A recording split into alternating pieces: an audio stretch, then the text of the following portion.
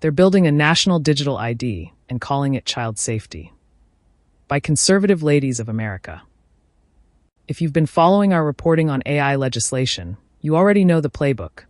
Take a surveillance architecture nobody would vote for on its own, wrap it in child safety language, and dare anyone to vote against it. That playbook has taken on a new, larger form at the federal level. It's called the Rump AI Act. Yes, really Republic unifying meritocratic performance advancing machine intelligence by eliminating regulatory interstate chaos across American Industry Act. And it was introduced by Senator Marsha Blackburn, Republican Tennessee. On the surface, the bill's goals sound like everything Americans have been asking for. Protect children from harmful AI, stop big tech censorship, defend creators, and promote American innovation. But here's the first thing you need to understand about this bill. It is not one bill. It is 17 bills crammed into 291 pages and presented as a single piece of legislation. It bundles child safety provisions, Section 230 repeal, copyright law, agency AI governance, anti-bias audits, content watermarking, and a national AI research infrastructure, all under one roof, all in one vote. That structure is not an accident. We recently saw this on the House side, wrapping 7 tech, protect the children policies wrapped into one. It's an effective strategy, not necessarily good, but effective. When you package 17 different policy areas into one bill, the provisions that would never survive on their own get carried across the finish line by the ones that would. And the ones most people will never read, the ones buried in the technical language of Titles V and VI, are the ones that matter most. Underneath the child safety framing, this bill builds the architecture for a national digital ID system. And the mechanism it uses to get there is one that will be very difficult to argue against: protecting your kids. Let's walk through exactly how it works. The age verification tripwire. The child protection provisions are where most people will stop reading. Of course, we want to protect children. Nobody is arguing against that. But the mechanism this bill uses to achieve that goal should give every parent pause. Title V, the GUARD Act, requires the following. Every user of an AI chatbot must create an account before accessing it. Every account must be age verified using a reasonable age verification measure. The bill defines that measure explicitly as a government-issued identification or an equivalent commercial method. Under this bill, you would be required to present government-issued ID to access an AI chatbot. And it doesn't stop there. Section 417 mandates a federal study on implementing age verification at the device or operating system level, meaning your phone or computer itself would be required to verify your identity before allowing access to certain content. The government is openly studying how to bake a digital identity layer into consumer hardware. These two provisions together, ID at the account level today, ID at the device level tomorrow, are not separate ideas. They are sequential steps in the same infrastructure project. We've seen this pattern over and over during the last year, where the language of child protection is used to justify identity verification requirements that go far beyond what child safety actually requires. The architecture is always the same. We read the bills so you don't have to. But that work isn't free. No corporate donors, no lobbyist money, just readers like you. Consider upgrading to a paid subscription to keep this work going. Duty of care means surveillance, full stop. Here is something the bill's supporters will not tell you. You cannot have duty of care without monitoring. Title I of the bill imposes a legal duty of care on AI developers, requiring them to prevent reasonably foreseeable harms to users. That sounds protective, but think through what it actually requires in practice.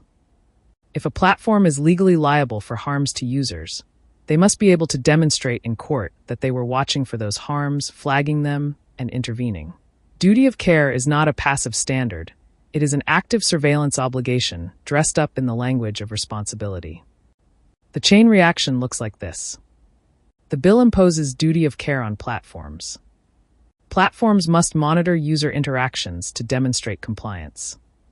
Monitoring requires persistent, identity-linked accounts, which the bill also requires. Identity-linked accounts require age verification, which the bill also requires. Age verification requires government ID, which the bill also requires. These are not separate provisions, they are a single integrated system, each piece making the next piece legally and operationally necessary. The duty of care provision is not a standalone child protection measure. Rather, it is the justification that makes all the surveillance infrastructure that follows legally defensible. Who gets your identity data? Section 503 allows covered entities to contract with third-party age verification providers to carry out identity verification. These are often data brokers, companies whose entire business model is the collection, aggregation, and monetization of personal data. Fun fact: these age verification providers are testifying in support of these policies around the country as they stand to make a lot of money if these laws are enacted. The bill includes some data minimization language, but it contains no prohibition on those third parties retaining your verified identity data for other purposes. No restriction on selling it.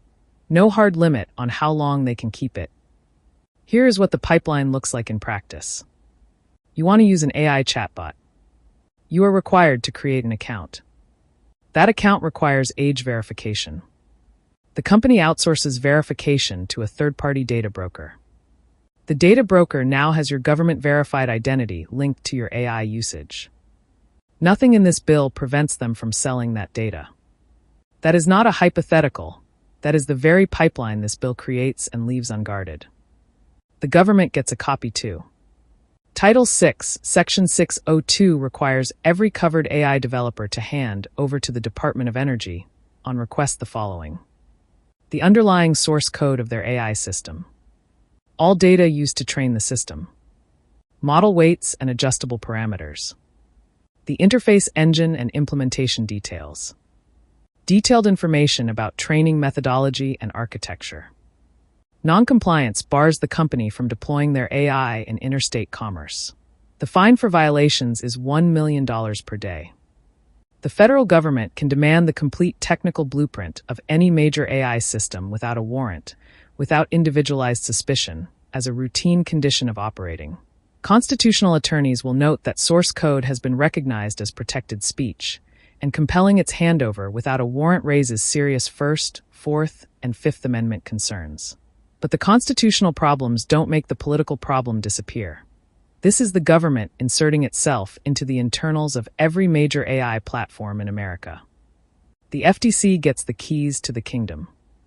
Throughout this bill, in Title I, Title IV, Title V, and Title VIII, Congress hands the Federal Trade Commission sweeping authority to promulgate rules establishing minimum reasonable safeguards. That means Congress is not actually writing the rules. Instead, they are writing a permission slip and handing it to an unelected federal agency. The FTC will decide what counts as harm from an AI chatbot, what reasonable safeguards look like, what platforms must do to comply, how to enforce violations. Here is the problem with that, and it is a problem regardless of which party is currently in power. These rules will outlast any administration. The framework being built today will be operated by whoever controls the FTC tomorrow. A future commission could define harmful AI content to include anything that conflicts with the ideological priorities of the moment, and the enforcement machinery this bill creates will already be in place, ready to use. This is not a theoretical concern. It is how federal regulatory power has worked every single time it has been expanded. What about the wins?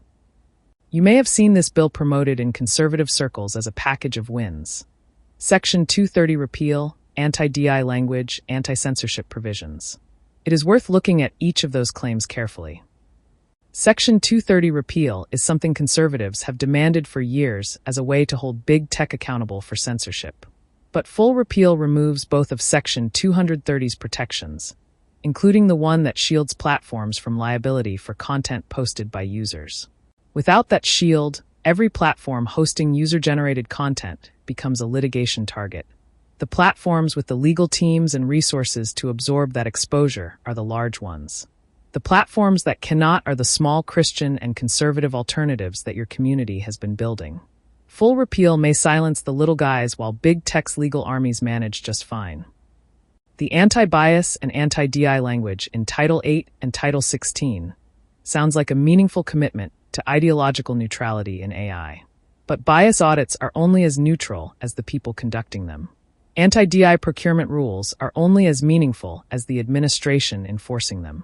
The same legal framework that bans DI-coded AI procurement today gives a future Democrat administration a fully built regulatory apparatus to define bias however they choose. The content provenance and watermarking provisions in Title 14 require machine-readable metadata to be attached to all AI-generated content in a way that cannot be easily removed. The stated purpose is preventing deepfakes, however. The structural reality is a traceable chain of origin for all AI-generated speech, including AI-assisted political commentary, religious content, and journalism. In the hands of a future government hostile to those viewpoints, that infrastructure becomes a targeting system. This is the national template. The federal government has made clear it wants one unified AI framework rather than 50 different state laws. That is why the Trump administration has been pushing back on state-level bills. A centralized system is easier to control, enforce, and integrate into existing federal agencies than a patchwork of state rules. But the bill being pushed at the federal level by a Republican senator builds the exact same identity-linked, always-on monitoring architecture that states have been criticized for pursuing. The framing is different. The political branding is different. The acronym is different. But the structure of mandatory accounts, government ID verification, third-party data brokers, federal agency access, behavioral monitoring obligations is exactly the same. 17 policy areas, 1 vote, and buried in the middle of it, a digital ID infrastructure that no one would vote for if it were introduced on its own. What you can do. This bill is still in the early stages, introduced this week by Senator Blackburn and referred to committee. That means there is still time to demand changes. The provisions that must be addressed before this bill moves forward. The government ID age verification requirement in Title V must be removed or replaced with a privacy-preserving alternative that does not create a national digital identity checkpoint. The device/OS level age verification study in Section 417 must be stripped from the bill entirely. The source code handover requirement in Section 602 must require a warrant and individualized legal process. The FTC rulemaking delegations must be specific and bounded, not open-ended permission slips. Data broker involvement in age verification must be explicitly prohibited or strictly regulated. Contact your senators. Tell them you support protecting children from AI harms and that you oppose any provision that requires government ID to access the internet, that hands your identity to data brokers, or that gives unelected federal agencies unchecked authority over digital speech. You can find your senators at https://www.senate.gov/senators/senators-contact.htm. And as always, share this article. The bills that become law are the ones most people never read. Help us change that. Support our work. If you've been following our journey, you know we don't sit on the sidelines. We show up in committee rooms, we read the bills no one else is reading, and we speak truth into spaces dominated by lobbyists and political insiders. But we can only do this because everyday Americans choose to stand with us.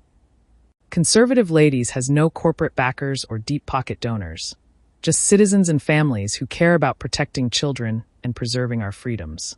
If this work matters to you, we would be grateful for your partnership. Whether it's a monthly subscription or a one-time gift of any amount, your support fuels our ability to educate, equip, and be a voice for we the people across the country. Thank you for standing with us as we continue this fight.